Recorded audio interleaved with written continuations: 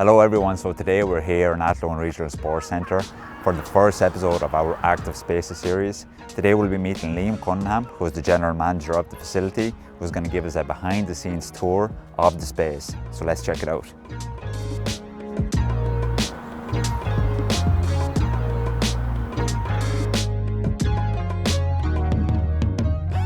So my name is Liam, General Manager here of Athlone Regional Sports Centre since we opened back in 2002. When we first opened, it was the gym, pool, fitness class area we offered. We've people of all ages that utilise our facilities. But I suppose it's putting money into projects that you believe in is going to enhance the community. So the whole thing is trying to get families participating in physical activity together and having fun and making it a social hub. So we're very fortunate, I suppose, since we opened, the various community groups have got involved.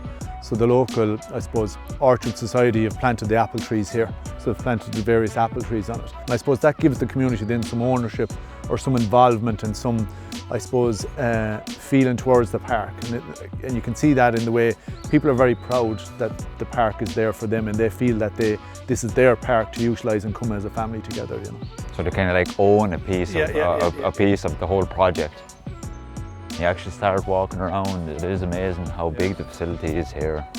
I think we've about 40 trees that have the yarn bombing on them at the moment, all different colours. Some of the local GA colours of blue and white for Athlone or green and red for Garrycastle. The Girl Guides, they donated the fairy boxes that you see up on the trees. When they come down to the park with their kids or grandkids or whatever, they show what they've done and how they feel part of it. And it gives them some sort of, I suppose, makes them proud but gives them some ownership towards what's going on here in the facility. It all enhances the sense of community towards the park.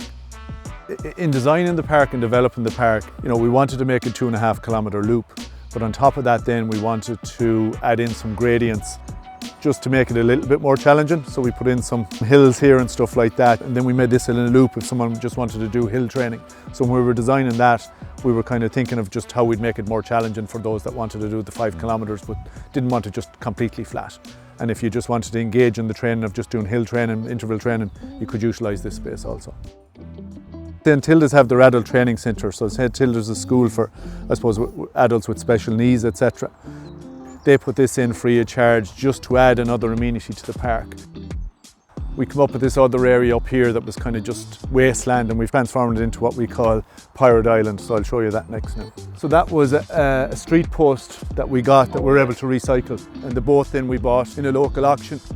Whatever facilities we do, it's driven by the staff and by the team, and that's probably the biggest satisfaction we have out of it. It's seeing their ideas grow.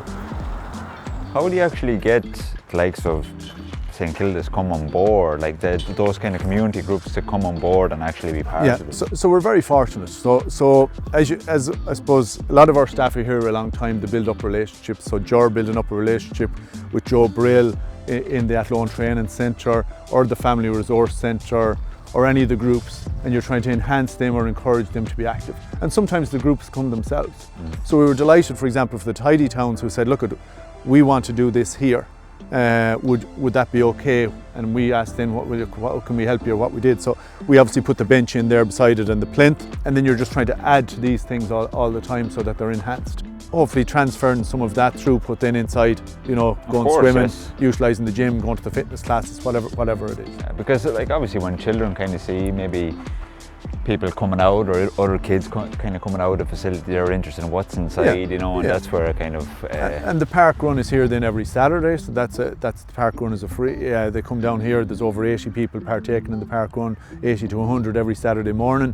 We have our own running group that we put out on a Tuesday and a Thursday, so it's all utilising the park, you know what I mean, and it's great now that it's lit so people feel safe running at night time, and as I said, getting people off the rural roads into a safe space where they can exercise even throughout the winter is, look, it's another enhancement and another offering to the community. You know. It's reinvesting into the facilities so that people can come down and have a good time, and even putting the coffee dock outside, it adds a social amenity to it where people can do something, then have a coffee and they're relaxed, but it pulls people together as a meeting spot.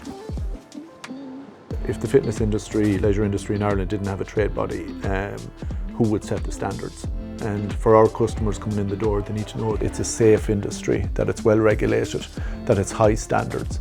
And that's what the National Quality Standards offer. So Ireland Active is very, very important to our industry. So it's making sure that standard is met, but setting a standard that's achievable so that when people come in to exercise, they are doing so in a safe space, but also with qualified staff. Back in 2014, all our top space here was just one cafe. And it was an underutilised space. And we redesigned it and took over half the space. And the same then, we had a small sports hall. In our sports hall, it was only the size of a badminton court, and what we did, we put in a mezzanine in there. So we actually made the whole space then, top floor, the gym area. And then one side of it was the cafe. And then when, I suppose, COVID hit back in 2020, the cafe space, the throughput wasn't there for them, so we took over and we needed more space. So the cafe, we moved out, and then we took over the whole first floor. So the whole first floor is now gym. Thankfully then we were able to put the coffee shop outside. So our amenity is still there in terms of coffee shop, etc. But we've been able to grow the gym area. And as a result then obviously our membership has grown substantially since that. So here we put in an easy line, which is a hydraulic circuit for different groups that we can use it. It's on a traffic light system. And then we have the plate loaded and strength areas in here then in terms of platforms and stuff inside. So we put in the Milan circuit in 2017. So it's a 12 station circuit. You go around the circuit, you do it twice in 30 minutes. And what we've noticed, the great thing about it is you come in, you use your wristband, you don't need to remember anything. The seat setting will change automatically, your weight setting will change automatically, and you follow then the screen. People find it very, very popular. They find the fact that it's easy use, they don't have to remember stuff, they just have to use the wristband. And then the instructor is able to see where people's programs need to be adjusted, and they're able to adjust it inside on the Milanizer. But this has been hugely beneficial, and you know, the feedback has been very, very positive on it. And I can imagine, obviously, maybe that somebody that starts off, maybe it's like an onboarding piece for them to transition into more. So it gives them more confidence, yeah. But also it's 30% more effective than your normal gym training, because the machines work you both concentrically and eccentrically. So as well as pushing out the weight, resistance is also against you on the way back. So people get an added benefit from that. So it's, we see it, you know, in terms of bone density, muscle mass, them sort of areas, very, very important for people, particularly people as they grow older. It's very important they're doing some level of training, and we find this the perfect fit for that particular age group. When you're going to push out, and the pendulum will go that way, and you're doing resisting on the way back, so you're keeping the pace of the pendulum and resisting the way back. When I set that up, you didn't have to remember any weight setting or any seat setting. It's automatically set up. Okay, so it's all based on your kind of performance that you've done in the past. On what you're doing, yeah. Well, definitely I'm getting a good workout in here now. So this is our spin studio here then. So we run a number of virtual classes and instructor-led classes. This is a trip class that's on at the moment, Les Mills Trip. So, very funky. Very funky. So what we've done here is we've put the plate loaded here, and the obvious from plate loaded then is to eventually transfer into the main gym area, into the main strength area. And we found that very good. But even, we'll say, equipment like the hack squat, you know, hip thrust, etc., you know, those are very, very popular pieces of equipment. And the more confident people get, then the transition happens going in. The more educated the customer is, the more comfortable they feel. They know why they're doing it, so they're going to stay longer in the program. This is the stretching area. I like it because of the space. You have daylight either side of it.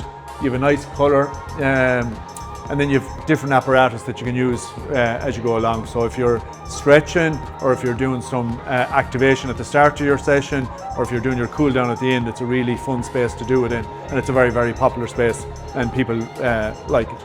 Climbing was important, and we'd love to have had put in a climbing, we just didn't have the space for it.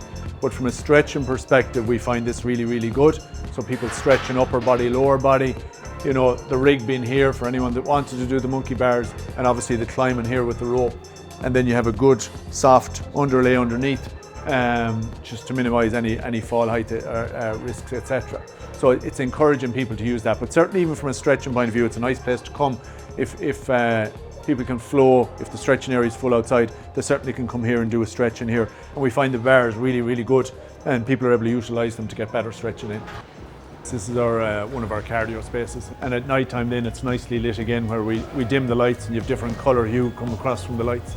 And then there's a nice visual for people are looking out in the hockey pitch and looking out in the fitness park. Now staring at a wall. Or, yeah, exactly, yeah. So people like this space. It's nice and airy and free.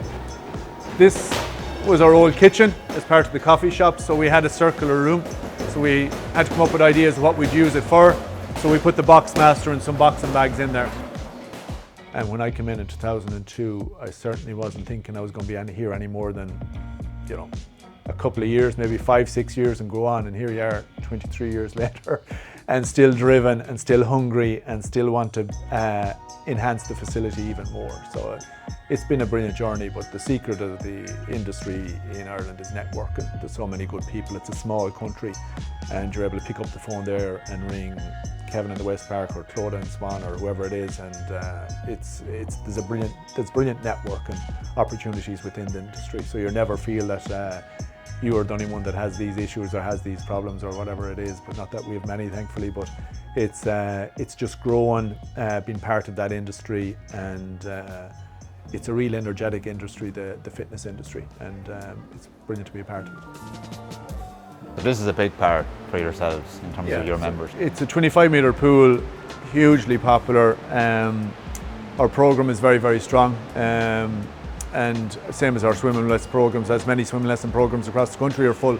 So we've waiting lists for swimming lessons, etc. But the pool is hugely popular. Obviously an expensive part to run of any facility, so a big energy user. But we're looking to expand now is what we want to do. We probably need a second pool, and that's kind of what we're looking at the moment. The demand is there, so to refurbish our changing rooms and obviously to build on the pool offering that we have at the moment, because the demand is so strong. What sort of classes would you run here? What are some of the popular ones? So aquarobics is still very popular, so you'd always have 40 plus in your aquarobics. Our swimming lessons program is very, very strong. We probably have one of the biggest, if not the biggest, swim school outside of the Dublin area. And then obviously you have your swimming club, you have your public swims. We have set up a water polo club there as an offset of our swimming lessons over the last number of years, and now we're participating in that across nationally. There's a lot of satisfaction in that, particularly for Charlie who heads it and runs it, to set up a club and then have them perform on a national stage. So there mightn't have been a water polo club in the town. Thanks to Charlie there is, and now we've players coming through at a national level, which is hugely satisfying. Great, also. Yeah. The industry is going to grow and grow. The offerings that are out there are really, really good. I'd love to see is, more and more of the new facilities engaging with Ireland Active and being part of Ireland Active, so that we're a stronger industry as a result, and the standards are across all, so people can see the standards, and that the standards that Ireland Active are setting in terms of the national quality standard, that becomes more recognised throughout our community, so people can see an Ireland Active NQS award facility means something when they're joining. And it's engaging, I suppose, with the facilities and engaging with the community and growing that profile is very, very important. Mental health is a huge challenge in Ireland. It's educating our piece. How can we offer more as an industry in that regard? How can we, I suppose, develop our facilities further that it's matching, what is out there in terms of demand. So really, the gym, fitness classes, swimming pool were really the big three that was always there in terms of what was demanded in thing. But maybe the running groups and the social side of it maybe wasn't there as much back then, and it's grown those type of areas. And then I think it's the value of what the fitness industry is. So it's getting more government recognition for what's happening, both private and public facilities. And it's so that Ireland has is at the table at government level. And I think that's when we're at that level, and we're getting there all the time, then our industry is in a good place, and that's where we want to see it over the next number of years. Well, that's it from us here in Athlone Regional Sports Centre. Thank you for watching, and stay tuned for our next episode, where we'll be in the sunny southeast of Ireland visiting Setu Arena in County Waterford.